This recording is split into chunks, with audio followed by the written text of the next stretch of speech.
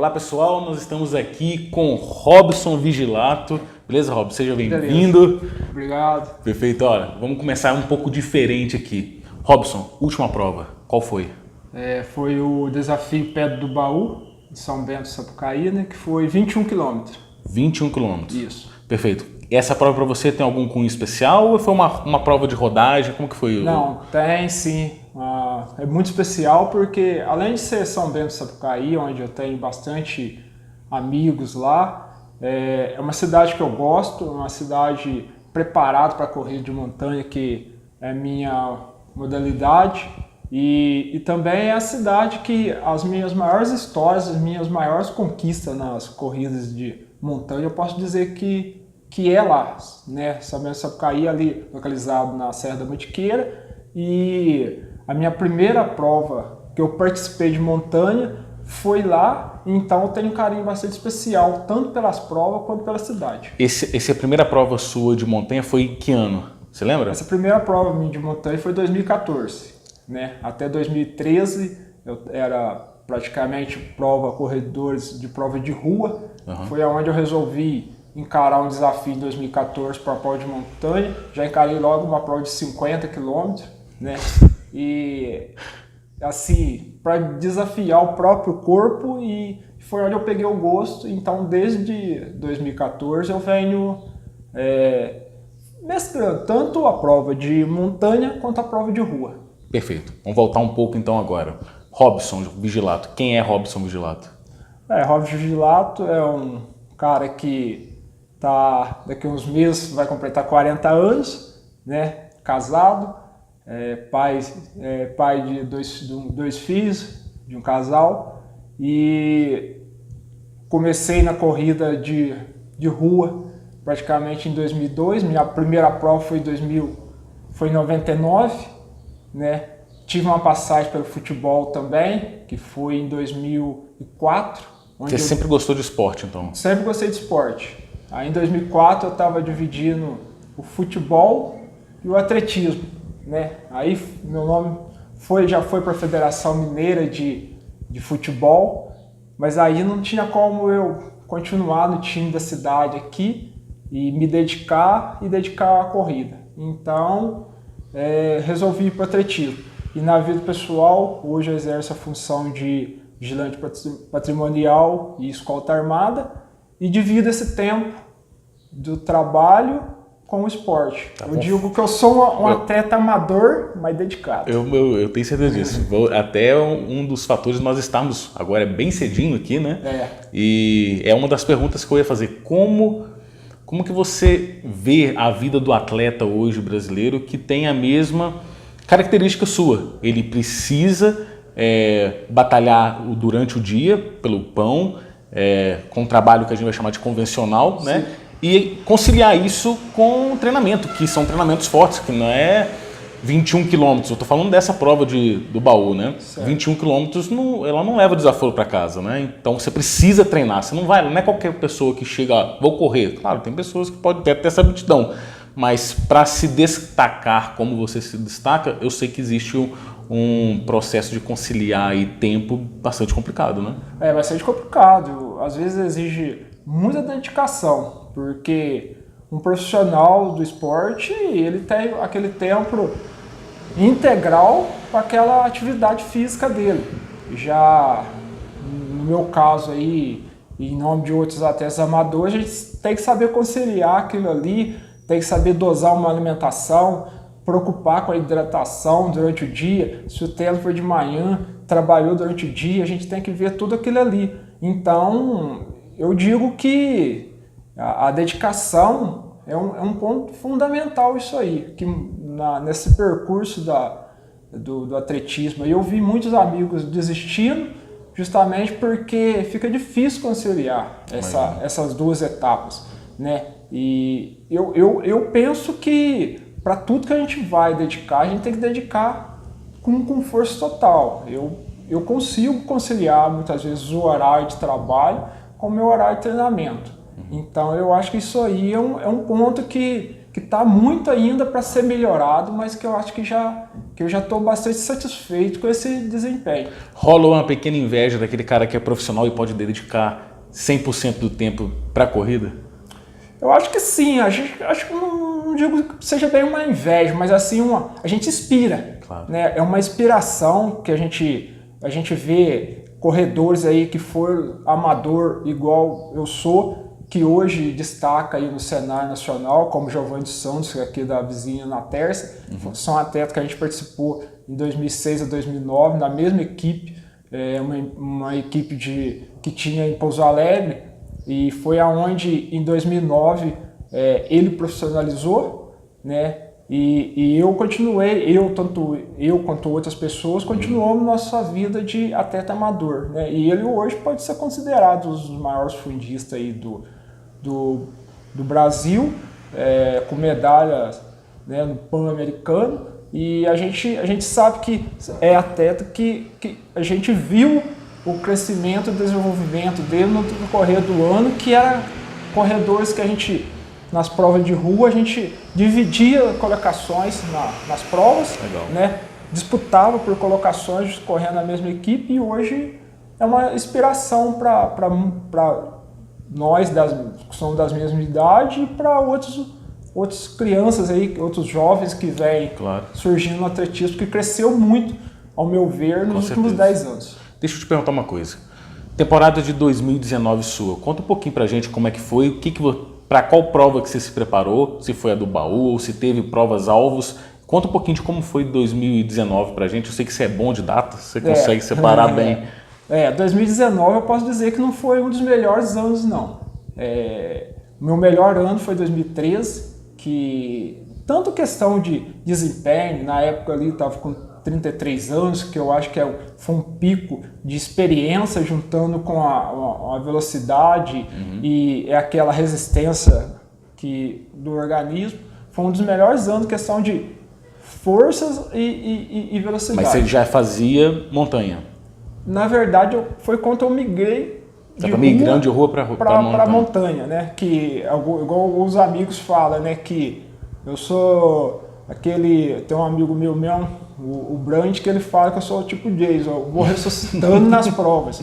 E eu deixo muitas vezes as pessoas confusas pelo seguinte: como eu trago a velocidade da rua e um pouco da resistência da montanha, aí eu consigo às vezes usar o psicológico para trabalhar ela. Ótimo. Né? 2019. Vamos fazer, antes de você explicar 2019, explica um pouquinho qual que é a diferença da corrida de rua para a corrida de montanha. Porque talvez o pessoal não saiba, corrida de montanha. Sobe a montanha? Sobe a montanha. A corrida de rua em si, eu acho que a pessoa acostuma com um terreno. Ele vai acostumar. Se for o asfalto, se for uma rua, se for uma estrada de terra batida, né, a pessoa vai acostumando com aquele terreno, com a passada, muitas vezes com o pace, né, que é aquele tempo pelo quilômetro, quantos minutos por quilômetro.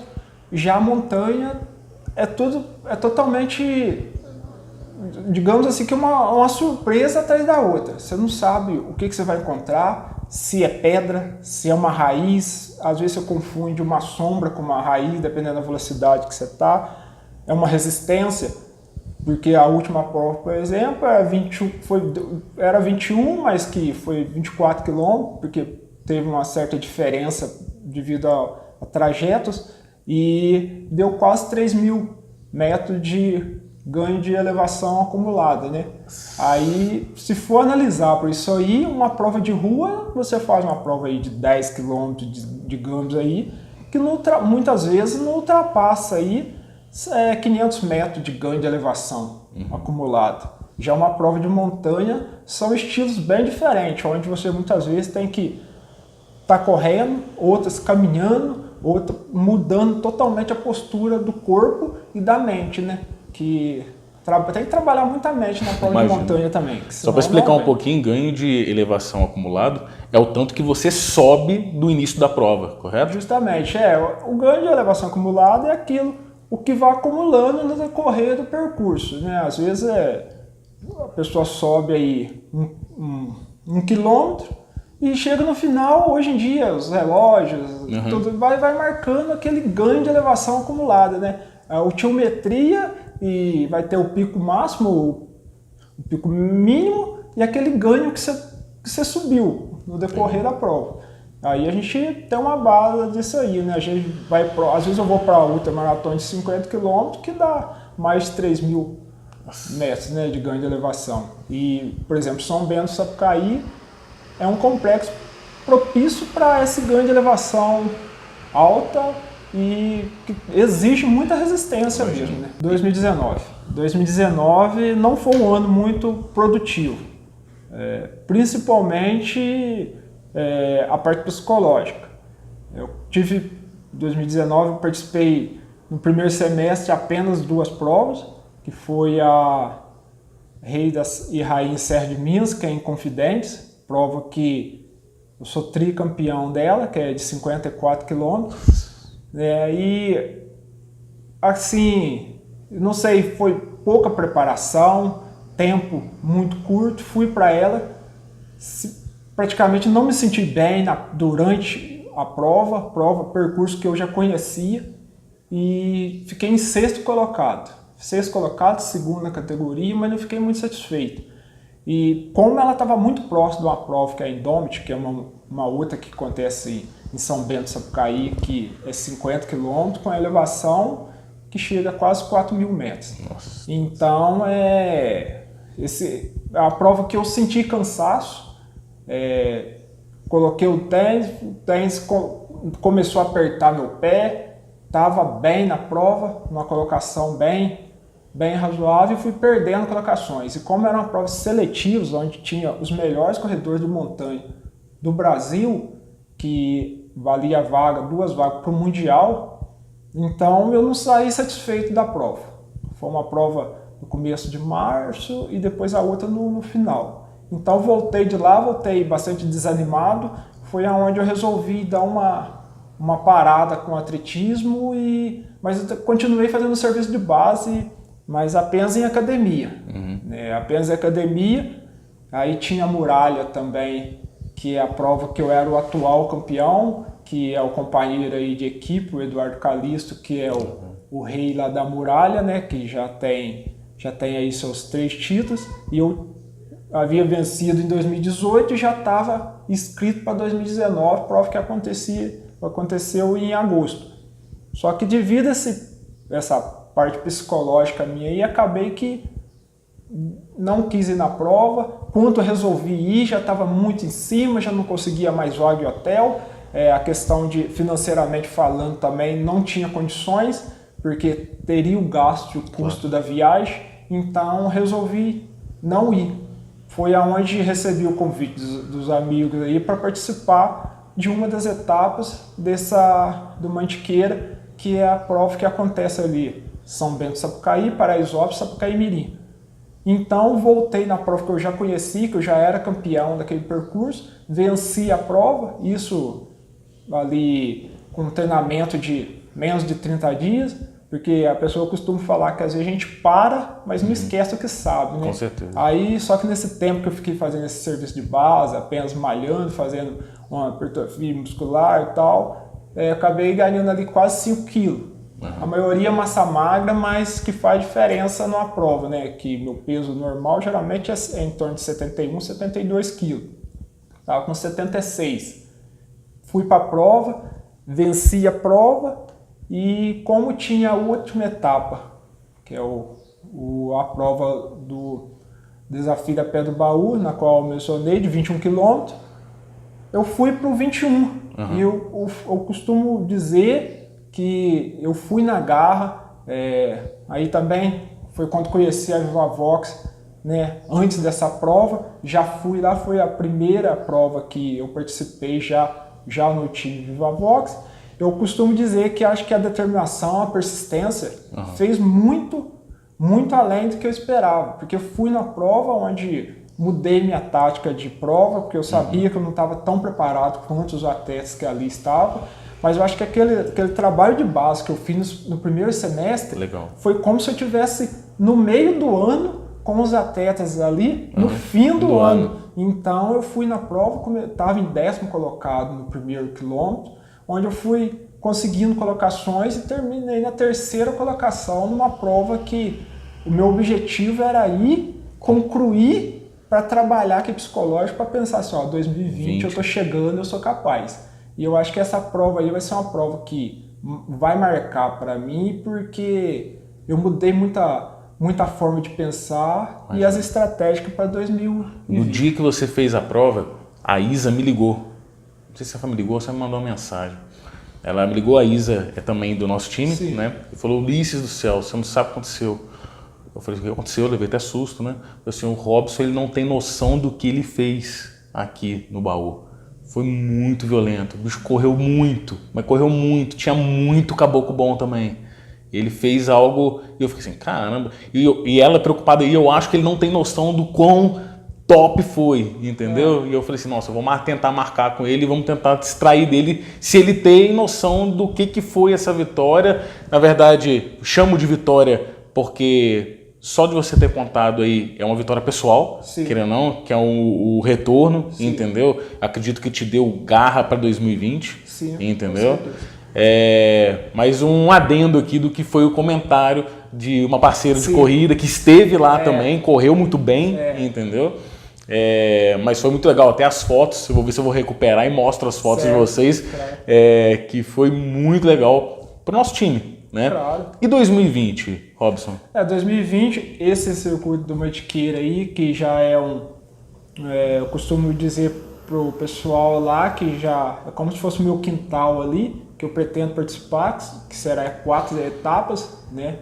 Em 2018 eu fui campeão do ranking percurso médio, que é o de 12 a 14 quilômetros, né? Que tem essa certa variação de uma prova para outra.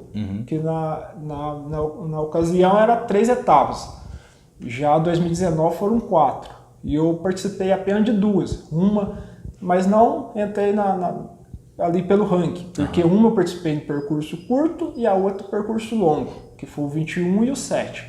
Então, para 2020, o projeto estar novamente disputando essas provas e quem sabe vencer o ranking.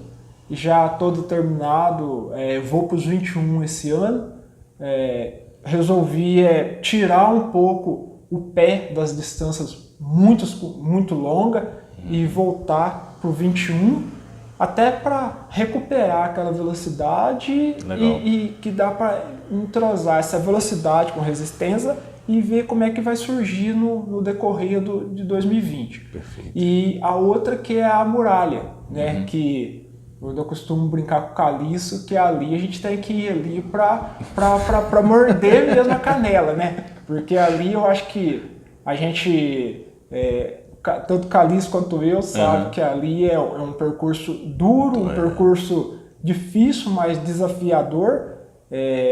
Já estamos inscritos, né, para ela. Eu acho que, além de ser companheiro de time, é um cara que tem muita força de vontade também. Isso aí, com certeza, vai estar passando aquela energia positiva para poder a gente junto lá ver se mantém esse título aqui em Santa Rita, que das 4 etapas, os 4 títulos são nossos. Legal. Né? Então a gente vai tentar isso aí. São 2 provas alvos para 2020, que eu digo. É esse circuito de Mantiqueira e Muralha. Né? As outras, no decorrer desses tempos aí, no decorrer do ano, vai ser prova mesmo para aprimorar o conhecimento e tudo mais. Mas, por enquanto, o foco é essas provas.